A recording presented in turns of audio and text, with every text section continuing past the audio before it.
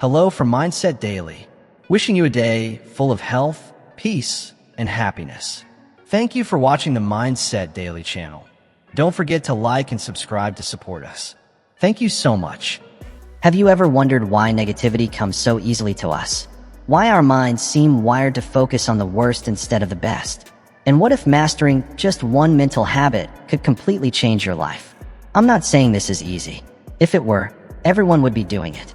But it is simple, and there's a big difference between simple and easy. The formula is straightforward, yet the discipline to follow it is where the real challenge lies. Negative thinking requires no training. You don't need lessons to feel jealous or throw a tantrum. It's built into our default programming, the path of least resistance, which makes it so dangerous. Positive thinking, on the other hand, is a discipline. It's like tending a garden. Weeds, your negative thoughts, grow naturally. But if you want roses, you must plant, water, protect, and nurture them. I learned long ago that success leaves clues. If you want to achieve something meaningful, study those who have already done it. The most fulfilled and truly successful people all share one skill. They've mastered their thinking. They kill negative thoughts before those thoughts kill their dreams. Why does this matter so much? Because every part of your life, your relationships, health, finances, happiness, flows from the quality of your thoughts. You are not what you think you are, but what you think you are. Your current life is the sum of your thoughts up to now. If you don't like it, you must change your thinking. I once spoke to a man who told me, "Jim, I've been broke for so long. I can't imagine being anything else." And I told him, "Well, there's your problem right there. What you can't imagine, you can't become." Your imagination, powered by either positive or negative thinking, sets the boundaries of your life. Most people live entirely within the walls built by their own negative thoughts. Brick by brick, they create an invisible prison, never realizing they hold the key to their own freedom. This isn't about some fluffy, feel-good idea of positive thinking. It's about the disciplined, purposeful control of your mental environment. Your mind is territory constantly under attack, and if you don't take deliberate control, something or someone else will. There's an old parable about two wolves living inside each of us. One wolf represents negativity, fear, doubt, limitations, and failure. The other embodies positivity, courage, confidence, possibilities, and success. Which wolf wins? The one you feed. Every time you dwell on a negative thought, you strengthen the wolf of limitation. Every time you choose a positive thought, you feed the wolf of possibilities. Over time, one becomes stronger, the other weaker. It's as simple and as profound as that. But here's what many don't realize. You don't have to accept every thought that enters your mind. Just because a thought appears doesn't mean you must invite it in. Give it your best chair and let it put its feet up on your mental furniture. You have both the power and the responsibility to decide which thoughts to keep and which to evict. What amazes me is how careful people are about what they eat. They read labels, count calories, and avoid harmful ingredients. And that's wise. But how many take the same care with the thoughts they consume? Be mindful of what you put in your body, but what about your mind? Are you just as careful there? The thoughts you consume are just as important, perhaps more, than the food you eat. Would you eat from a dumpster? Of course not. Yet when you binge negative news, gossip, or surround yourself with toxic people, that's exactly what you're doing. Taking in mental and emotional garbage, then wondering why you feel awful. Killing negative thinking starts with being highly selective about what you allow into your mind. You may be thinking, but negative thoughts just show up. True, you can't always control the first thought, but you can control the second, the third, and the fourth. You decide whether that first negative spark becomes a pattern or gets replaced with something better. Your power lies in your response. Try this. When a negative thought appears, ask, is this helping or hurting me? Is it moving me toward what I want or away from it? That simple question can stop negativity in its tracks because it forces evaluation instead of automatic acceptance. The quality of your life mirrors the quality of your questions. Poor questions create a poor life. Better questions create a better life. Ask, why does this always happen to me? And your mind will prove you're a victim. Ask, what can I learn? How can I grow? And your mind will find wisdom and opportunity. Your questions are the steering wheel of your mind. Be deliberate. Use them to direct your mind. Direct your thinking toward what you want, not what you fear. One of the most damaging forms of negative thinking is what I call the comparison trap. We look at someone else's success, their highlight reel, and compare it to our own behind the scenes. Then we tell ourselves, I'll never be that good, that successful, that happy. This mindset is toxic. The only person you should compare yourself to is who you were yesterday. Are you growing? Are you learning? Are you better today than before? That's the only comparison that matters. Everything else is a distraction that fuels negativity. Another destructive habit is catastrophizing, turning small problems into disasters. Lose a client, and suddenly you imagine bankruptcy. Make a mistake, and you convince yourself your reputation is ruined forever. Your mind creates emotional mountains out of molehills, and your body reacts as if the threat were real. You end up carrying the stress and anxiety of a worst-case scenario that isn't even happening.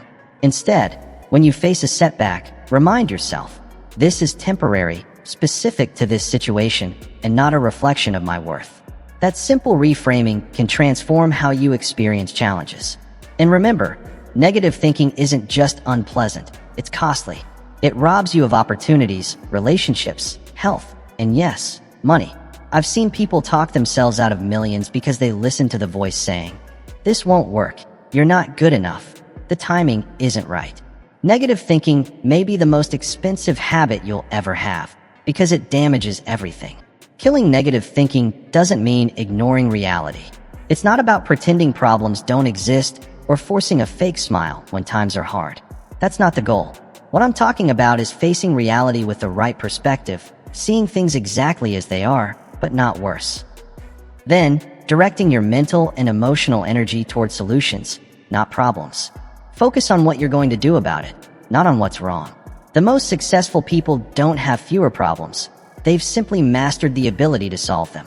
And it all begins with how they think. When faced with a challenge, unsuccessful people tend to say, why is this happening? This is terrible. This always happens to me. I can't handle it. Successful people, however, ask, where's the opportunity? What can I learn? How can I turn this around? What's my next move? Same situation, completely different mindset, completely different results. One of the most powerful ways to kill negative thinking is through deliberate gratitude. This isn't just feeling thankful when life is good. It's intentionally finding things to be grateful for, especially when times are tough. Gratitude and negativity can't exist together.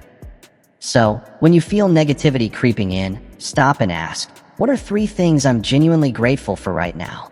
Over time, this habit makes it harder for negativity to take root. Another effective strategy is to change your language. The words you use, both with others and in your self-talk, shape your thinking. Saying, I have to creates a sense of burden, while I get to creates a sense of privilege and opportunity. I have to go to work versus I get to go to work. Feel the difference? One feeds negativity, the other fuels gratitude. Your words shape your thoughts, your emotions, and ultimately, your life. Your words shape your actions, and your actions shape your results. So choose them carefully. They're either working for you or against you. One concept that changed my life is called the slight edge. It's the idea that success and failure rarely come from one big event, but from small, consistent choices over time. Reading just 10 pages of a good book each day might seem insignificant, but in a year, that's 3,650 pages, about 18 books. Do that for 5 years, and you've read 90 books more than someone who never built that habit. Imagine the knowledge advantage you'd have. The same principle applies to your thinking. One negative thought might feel harmless, but repeated daily, it becomes a belief. That belief shapes your perspective, and eventually, your life. Positive thinking works the same way. One thought at a time, it builds beliefs, perspectives, and ultimately, a positive life. Where you'll be in 5 years depends on the small mental choices you make today, tomorrow, and the day after. Success isn't owned, it's rented, and the rent is due every day through deliberate, positive thinking. Now, killing negative thinking doesn't mean you'll never have a negative thought. That's impossible. Negative thoughts will come, but the real question is, what will you do when they arrive? Think of them as unwelcome visitors knocking on your door. You can't stop the knock, but you don't have to let them in. Offer them a seat and let them stay. Acknowledge them, then send them on their way. One of the best ways to do this is with a technique I call thought interruption. deliberately cutting off a negative thought before it takes root. A predetermined positive thought or affirmation can be a powerful tool. It's like telling yourself, "No, I'm not going down that road. I'm choosing this one instead." It could be as simple as, "This thought isn't serving me," or "I choose to focus on what I can control." The key is to have these interruption phrases ready before you need them, so when negative thinking strikes, you have an immediate counter. Over time, this becomes automatic. What once took effort turns into habit. And that's when real change happens, when positive thinking feels as natural as the negative thinking it replaced. There's an exercise that can speed up this process: the evening review. At the end of each day, spend a few minutes reflecting on your thoughts. Where did negativity creep in? How did you respond? What triggered it? And how did it affect your day? This isn't about self-criticism, it's about awareness. What you're aware of, you can control. What you're unaware of controls you. By doing this regularly, you'll spot patterns. Maybe negativity shows up when you're tired, hungry, or after certain conversations. With that awareness, you can prepare in advance, strengthening your mental defenses before you enter those situations. Now, here's something that might surprise you. Sometimes what looks like negative thinking is actually healthy processing. When you face disappointment or failure, it's natural to feel bad for a while, to face the reality and learn from it. That's not negativity, it's wisdom. True negative thinking is when you stay trapped in that disappointment long after it's served its purpose. Negative thinking becomes truly harmful when it turns into your mental home instead of a brief stop on your journey. That's why I use what I call the 24-hour rule. When something truly disappointing happens, give yourself one full day to feel it, process it, learn from it, then make a clear decision to move on. Shift your focus from the problem to the solution, from the past to the future. This allows you to honor your emotions while holding yourself accountable for maintaining a healthy mental environment. There's another key to killing negative thinking that many people overlook: your physical well-being. The mind and body are deeply connected. When your energy is low, your mental resilience drops, making you far more vulnerable to negative thoughts. That's why regular exercise, proper nutrition, quality sleep, and effective stress management aren't just good for your body, they're essential for your mind. I've seen it in my own life. On days I've exercised and eaten well, positive, productive thinking comes naturally. Neglect those basics, and negativity finds an open door. This isn't coincidence, it's biology. Another powerful approach is what I call intentional environment design, deliberately shaping your surroundings to make positive thinking easier and negative thinking harder. This means being intentional about the people you spend time with. As I've often said, you are the average of the 5 people you spend the most time with. And it's not just about success or income, it's about your patterns of thinking. If you're surrounded by constant negativity, it's only a matter of time before it seeps into your own mind. If you spend your time with people who complain and see the worst in everything, their negativity will influence your thinking, not because you're weak, but because you're human. We are all shaped by our social environment. On the other hand, when you surround yourself with positive, solution-oriented people, their mindset strengthens yours. The same rule applies to your information environment: what you read, watch, and listen to. The news you follow, the social media you scroll, the books you read, and the podcasts you hear are either feeding positive thinking or reinforcing negative thinking. Be ruthlessly selective. Remember, garbage in, garbage out. Quality in, quality out. Years ago, I made a simple but life-changing decision. Start each morning by reading something positive and inspiring for at least 30 minutes before checking the news, email, or messages. This one habit has done more to kill negative thinking in my life than almost anything else. By feeding my mind with empowering ideas first, I set the tone for the day, training my thoughts to seek opportunities, not problems, solutions instead of obstacles. I still stay informed, but I refuse to let the media's negativity be my main influence. Think of your morning routine like setting a GPS for your day. If you start with mental junk food, don't be surprised when you end up in negative territory. Now, let's go deeper, tackling the core beliefs that create negative thoughts in the first place. While interrupting and replacing negative thoughts is powerful, it's even more effective to transform the beliefs that cause them. For example, if you believe success is rare and unlikely, you'll naturally produce negative thoughts whenever you aim high. You can counter them one by one. but they'll keep returning because the source, your core belief, hasn't changed. Shift that belief to success is the natural result of consistent, intelligent effort, and positive thoughts will begin to flow naturally. When you fix the source, you no longer have to fight the symptoms. So how do you change these core beliefs? It begins with deliberate examination and reconstruction. Start by identifying the limiting beliefs driving your negative thoughts. Beliefs about your abilities, your worth, what's possible for you, how the world works, and what you deserve in life. Once you've spotted a limiting belief, challenge it. Is it really true, or have you accepted it without question? What evidence proves it wrong? Can you find examples, either from your own life or from others, that show this belief isn't universally valid? Then, create an empowering belief to replace it. One that's positive but grounded in evidence and possibility. Instead of saying, "I'm not good at public speaking," replace it with, "Public speaking is a skill I can improve through practice and preparation." Instead of, "I always ruin new opportunities," adopt, "Every experience, good or bad, teaches me lessons that make me stronger." Once you've crafted your new belief, reinforce it daily. Write it down. Speak it aloud. Seek proof it's true. Act as if it already is. Over time, the new belief will replace the old one, and the negative thinking tied to it will fade. This kind of belief reconstruction is harder than simply countering negative thoughts in the moment, but it's far more transformative because it tackles the root cause, not just the symptoms. Another powerful shift I've discovered in my own journey is the practice of serving others.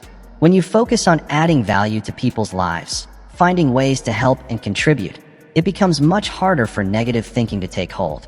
Shifting your attention from your own problems to how you can make a difference changes everything. Helping others fundamentally shifts your mental perspective. Selfishness and negative thinking often go together, while service and positive thinking are deeply connected. This doesn't have to be grand or dramatic. It can be as simple as finding small ways each day to make someone's life better. Encourage someone who's struggling. Share knowledge that might help them overcome a challenge. Listen with genuine interest and empathy to someone who needs to be heard. These acts of service don't just benefit the recipient, they transform you. They make it far harder to stay trapped in a negative, self-focused mindset because they consistently redirect your attention outward in a positive way. On days when I feel negative thinking creeping in, one of my most effective strategies is to immediately find a way to serve someone else. It's almost impossible to stay stuck in negativity when you're actively adding value to another person's life. As we near the end of our time together, there's something important to clarify. Killing negative thinking doesn't mean you'll never have another negative thought. That's neither the goal nor realistic. The real goal is to develop such strong mental habits and resilience that negative thinking no longer dominates your mind. Think of it like physical fitness. A fit person still experiences fatigue, but they've built the strength and endurance to handle challenges that would overwhelm someone less conditioned. Mental fitness works the same way. It's not about eliminating every negative thought, but about reaching the point where they no longer control you or define your outlook.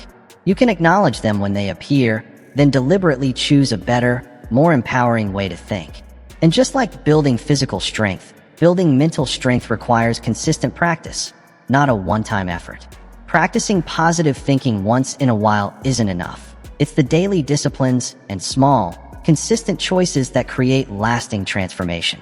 Let me leave you with this final thought. Killing negative thinking isn't just about feeling better, though that's certainly a great reward. It's about becoming capable of creating the life you truly want, because you can only achieve what you first conceive in your mind. Negative thinking keeps that vision small and limited. It whispers, "You can't. You shouldn't. It won't work. It's too late. You're not enough." And as long as you accept those thoughts, you remain confined within the boundaries they set. Positive thinking, on the other hand, expands what's possible. It opens doors negative thinking insists are shut. It reveals opportunities you'd otherwise miss. It attracts the people and resources that negativity would drive away. Your thinking shapes your experience far more than your circumstances ever could. Two people can face the same challenge and live entirely different realities simply because of how they think about it. So I challenge you. Decide today what kind of thinking you will allow to occupy the precious space of your mind. Will you let negativity keep you small? Or will you, starting now, kill negative thinking and replace it with something better? The choice is yours, and it may be the most important choice you'll ever make. Because while you can't always control what happens to you, you can always control how you think about it. You can't always control what happens, but you can always control how you think about it, and that makes all the difference. Remember, success isn't something you chase. It's something you attract by the person you become. And who you become is shaped thought, by the quality of your thinking every single day. So start today. Begin small if you must. Interrupt just one negative thought and replace it with a positive one. Then do it again tomorrow, and the next day, and the day after that. Over time, these small daily victories will compound into a complete transformation of your mindset and ultimately, your life. You already have what it takes: the ability to observe your thoughts, the power to choose which to keep and which to reject, and the capacity to build empowering beliefs and new patterns of thinking. All that's left is your decision. To take full responsibility for the quality of your thoughts and commit to the daily discipline of killing negative thinking before it kills your dreams. Wishing you health, happiness, and success. And don't forget to subscribe to my Mindset Daily channel.